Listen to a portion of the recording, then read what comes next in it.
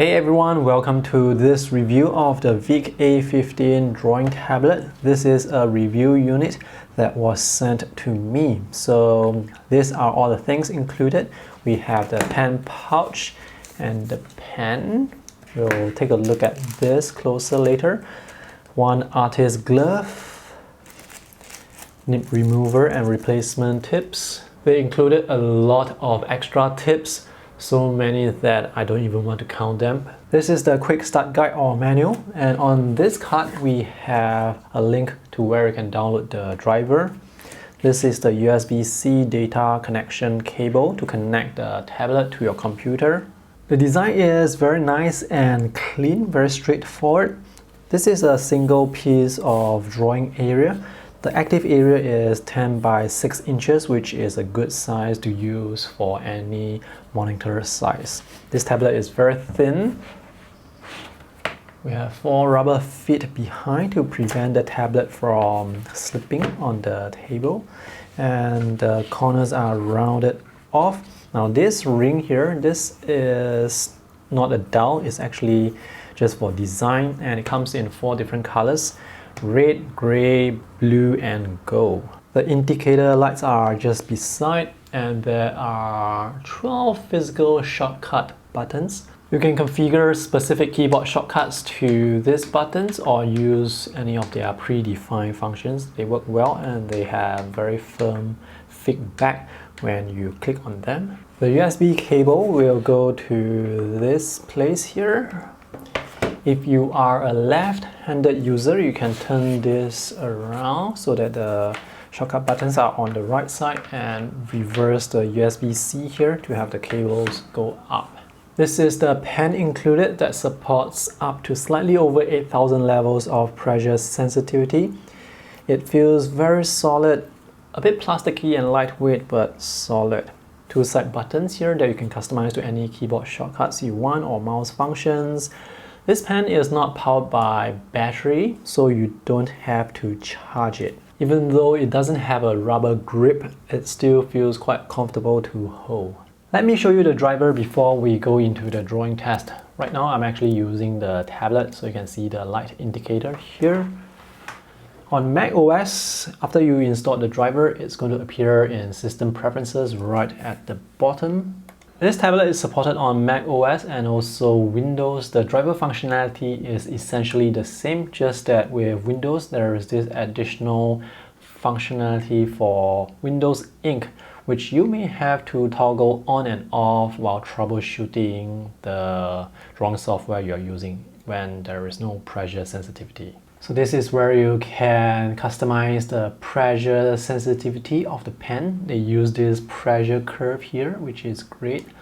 And these are the 2 side buttons that you can configure to different mouse clicks, keyboard shortcuts, some predefined functions. Let's go into mapping. You should probably leave this as default because the whole drawing surface of the tablet will be mapped to the entire monitor.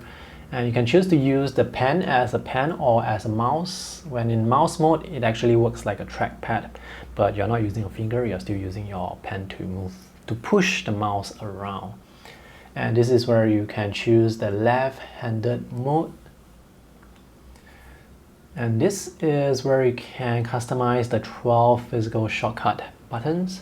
Up here is where you can create different sets of keyboard shortcuts. So you can create a set for Photoshop, another set for Illustrator, or whatever software you use. You just have to click this plus icon there on the right side and browse to select the app that you use. So let's take a look at what you can configure. For the keyboard shortcuts, you can basically enter anything you want. The predefined functions available are these 4. In accurate mode, the cursor will slow down, so this gives you more control when you're drawing. This pen eraser will toggle between pen and eraser. Depending on the app that you use, it may or may not work. This monitor switch is for those people who use dual monitor setup. So when you click this, or when you click the physical shortcut button on the tablet, it would switch the cursor from one screen to the other screen. And this is the dull function switch, which is not applicable here because there is no dull. The first app I have here, this is Photoshop. So let's test some quick strokes. The strokes, they seem to taper quite well. And this is quite responsive. Let's try some curve. The initial activation force for this tablet is quite low, so as long as your pen tip is on the surface, it can register a line. Alright, I see some issues here.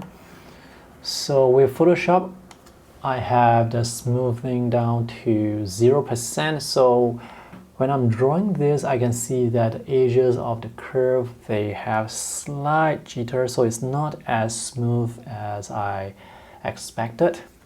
Let me just delete all of this and turn up the smoothing to 20% perhaps. So now I have the smoothing to 20% and the curves, they are smoother now. One thing I noticed is sometimes the pressure transition can be a bit abrupt. So for example here, when I am transitioning from this thick line to the thin line, you can see here there's this sudden thickness increase before it drops down. And here, right at the bottom, you see that it suddenly increases the thickness. So the transition, it's not as smooth. Here as well, let me move the cursor out of the way. So here as well, it suddenly drops down. And here as well. So you can apply even more smoothing. Let's go up to 50% and see what happens. So this is now at 50% and I can still see those abrupt transition. But now the curves, the edges, they are much smoother. If you use this method to smooth the lines, you may see some input lag. By that I mean there may be a gap between the line and the cursor depending on how powerful your computer is. With this tablet, I like to have the smoothing at 20%. Right now I'm drawing at 300% zoom, so there is some pixelation. I like to draw at this zoom because it allows me more control. Let me use the physical shortcut button to change the size of the mouse. So the shortcut buttons, they work really well. Let's see if there are any issues with the pressure transition. So right now it seems alright, it seems fine. Unless you're drawing something where you are always changing the pressure, then you may not notice that abrupt transition. So here with this very simple line drawing, it works fine. So when drawing, I don't really see any issues here. Let's try some thin and thick transition.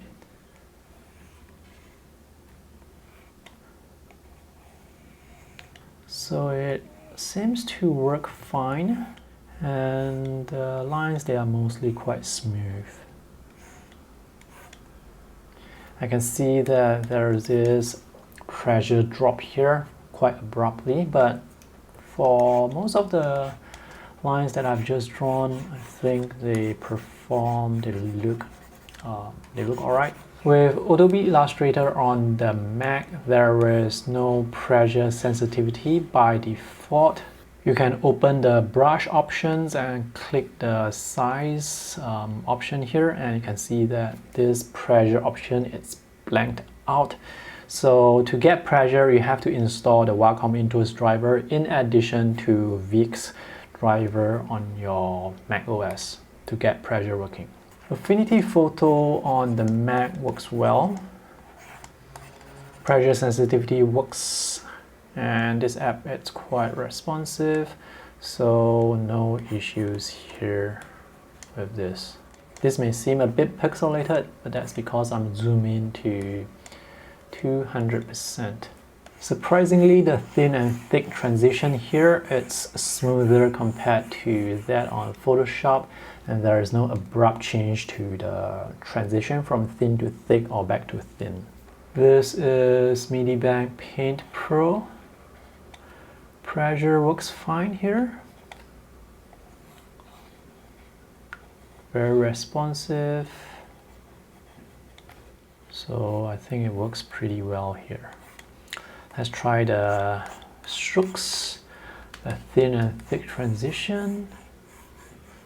I think it works quite well here. So no issues with Veikk Paint Pro. This is Clip Studio Paint on the Mac. Pressure sensitivity works really well.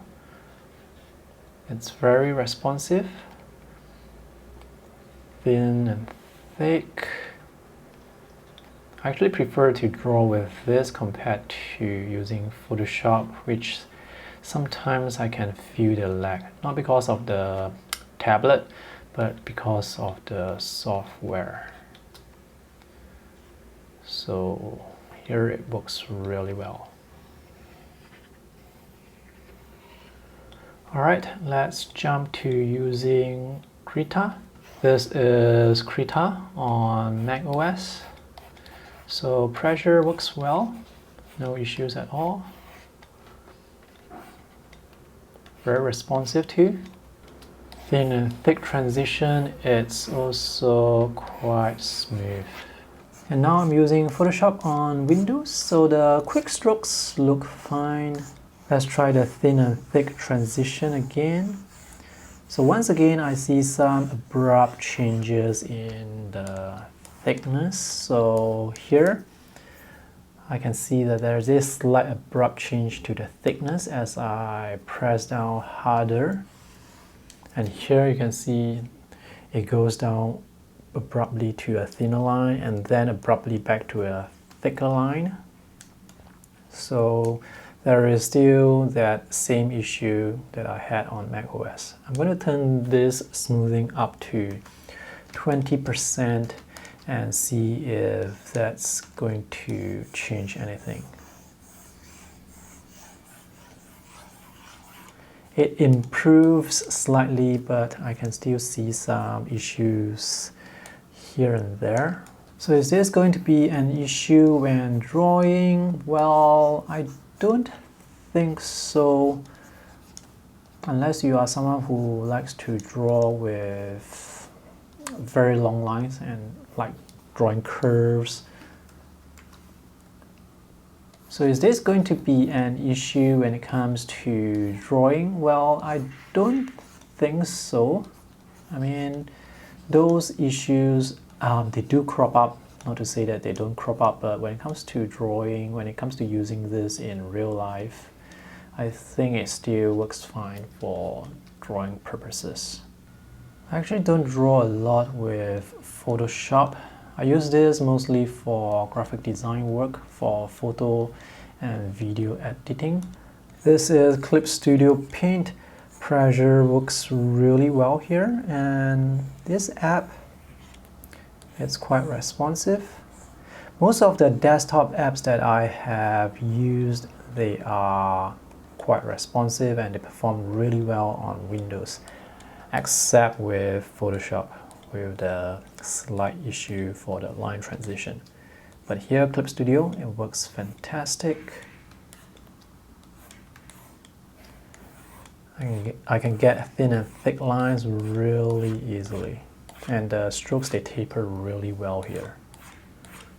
Pressure sensitivity doesn't work by default on Clip Studio Paint, so you have to come into the preferences and click this radio button here for WinTap in order to get pressure working. Other graphic software that I have tested are Krita, Veikk Paint Pro, and Affinity Photo. They all work very well, so I'm not going to repeat the drawing test here. With Adobe Illustrator, pressure sensitivity works by default, so you don't have to install any additional Wacom drivers. So when it comes to drawing, it performs generally quite well, unless you are using Photoshop. For some reason, this combination of the tablet and Photoshop, it doesn't work as well compared to other graphic software that I have shown you in this video. The price for this tablet, it's $50 to $55. The price will vary depending on where you get it. I'll put some purchase links in the video description below, as well as links to more details and information about this tablet. So that's all for this video review. I hope this is helpful. Thanks for watching. See you in the next one. Bye.